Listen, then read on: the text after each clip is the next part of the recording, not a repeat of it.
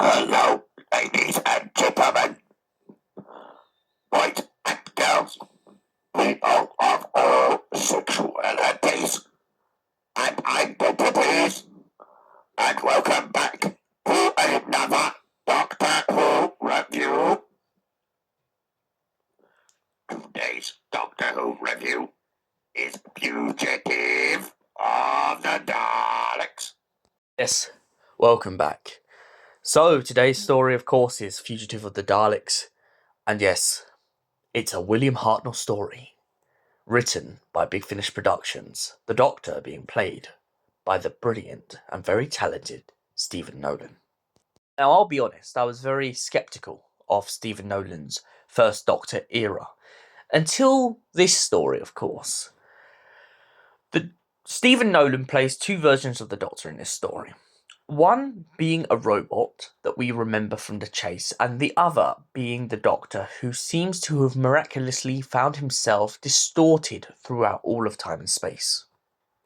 This six-part serial starts off with Vicky, the Doctor's old companion, wishing and wanting to travel with the Doctor again, and, miraculously to her wishes, a blue temple appears outside in the garden, and her grandson comes up to her, claiming that he now starts to believe her stories about the Doctor, about the TARDIS, about the Daleks, and most importantly about her adventures. Vicky feels that her life is incomplete now. Her husband has died, her grandkids have grown up, and finally she feels like she has done her part.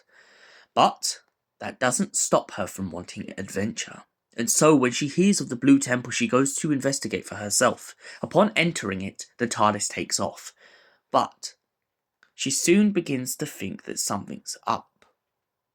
Not completely at first. She goes along with this whole dream of hers about the Doctor, but she finds that the Doctor's very ill and doesn't seem to remember anything beyond Mykonos. This really starts to grind at Vicky as she remembers her adventures with Stephen and how they went on and defeated the meddling monk. Knowing that the Doctor could be injured and that his memory could have gone, she takes it as a benefit of the doubt. She uses the telepathic circuits and takes the Doctor to a space station, only to discover that the space station is run by robots who don't know that they're not human. The Doctor discovers this, and of course, they manage to escape these robots and find themselves in a chase against time as the Daleks are closing in close behind. They then land on a planet in which a bunch of squids and a bunch of statues seem to move. The Doctor takes advantage of this and sets the squids upon the Daleks. After escaping this ordeal, the Doctor and Vicky find themselves in the middle of a dispute between one side of America and another. The South Americans are trying to take their land back from the people who have basically colonized them.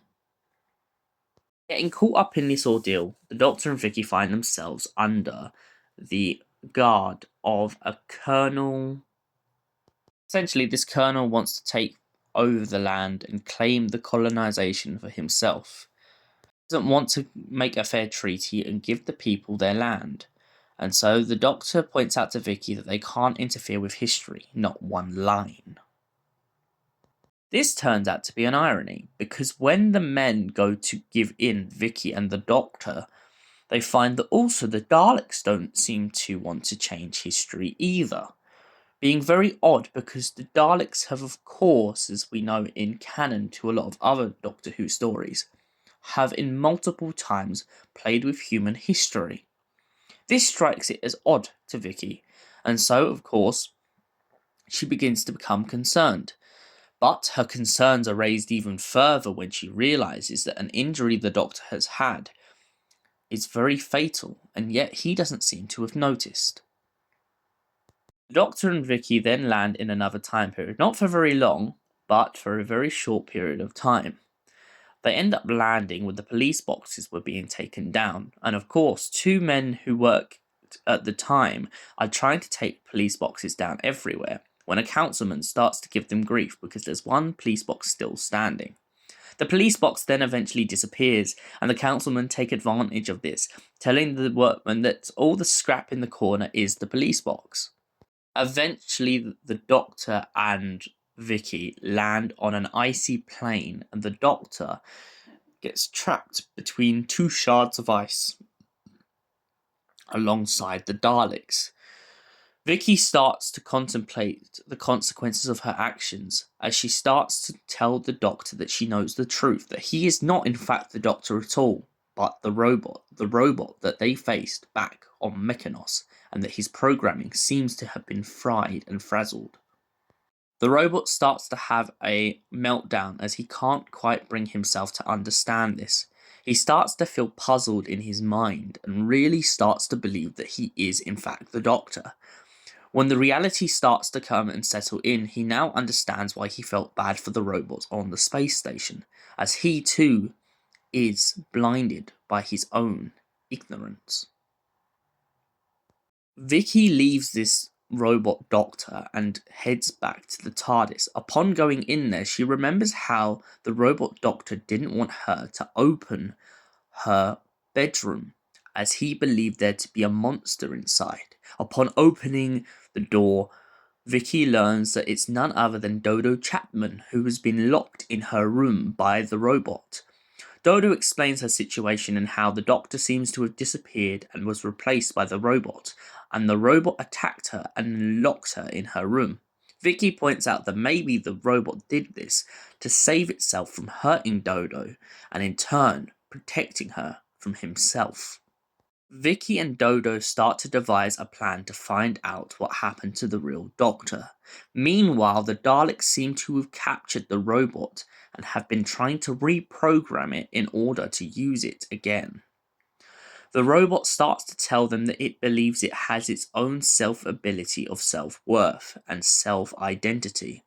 The Daleks, confused by this, start to point out the fact that they can just deactivate it. The robot points out to them if they do this, in fact, they are just murdering the robot, even though it doesn't consider itself to be a living being, but it just understands itself to have the principles and the identity that everybody has in life. Upon getting captured by the Daleks and split up from Dodo, Vicky finds herself in the company of the Supreme Dalek, or who she believes to be the Supreme Dalek. Only lo and behold for the original First Doctor to pop out of the casing. "I am the Master. I have defeated them all," he would say. This was a really good reference back to the chase itself, which was the 1965 story.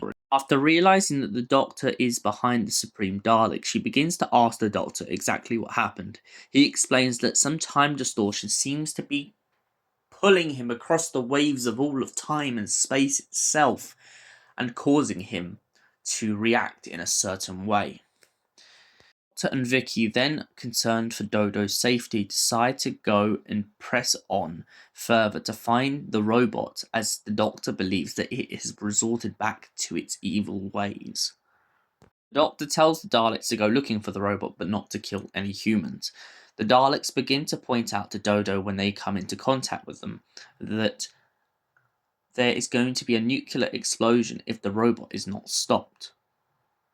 Vicky eventually tracks down the robot and finds that it has caused a self-destruct within its system. Vicky is now tasked with the dilemma whether to deactivate the robot completely, killing it, or allowing it to destroy half of the world. Eventually they decide to in turn turn off the robot, but at the price of its life. Vicky removes the robot with the help of Dodo and brings it back to the TARDIS to the Doctor. The deactivated robot is left on a chair stationary for the moment. The Doctor decides to take Vicky home, understanding that although she has lost a lot, it is better off for her to be around the people she loves most in the universe, her family. Vicky protests against this and points out that she wants to travel more with the Doctor and see more, but the Doctor points out that that may be what your mind's telling you, but your heart is somewhere else. After dropping Vicky off, the Doctor and Dodo head off on another adventure. The Doctor points out that he had a good plan of good use for the robot, as two doctors can't be walking around all the time. Instead, he decides to drop it off somewhere. So, Fugitive of the Daleks, what did I think of it? Well, I thought it was a great story, and I can't lie, it really gave me a lot of nostalgia behind the story, the chase. I love the way that we were drifting back and forward in time, and I like the way that the writer has kind of laid seeds throughout the story to make you think that Stephen Nolan's first Doctor in the beginning of the story isn't quite as he seems. I like the idea of how the robot pretends that memories are coming back, and I like the way that when they're hurt, it's not quite like as effective, but when it really like the ball drops, you really feel the aftermath of what Vicky's going through and how she really feels bad and feels so destroyed by the fact that the Doctor hasn't come back for her. And she points this out to the robot when they're having a kind of conflict of interest, when the robot goes on about destroying itself and causing a mass nuclear explosion. And Vicky points out, well, if the Doctor didn't come for me, then why would he come for you? Really felt that this story kind of grew Vicky as a character, and more importantly, I like that even though Dodo's not in the full story, Dodo still feels very impactful in the story in the way that she kind of is affected by everything that's going on around her. And I like the fact that Dodo, as we know, didn't get to meet the Daleks on screen, so this as a introduction to Dodo's character of the Daleks was brilliant. And for that reason, I give Fugitive of the Daleks a solid 9 out of 10. Thank you for watching, and we will see you in another Doctor Who review.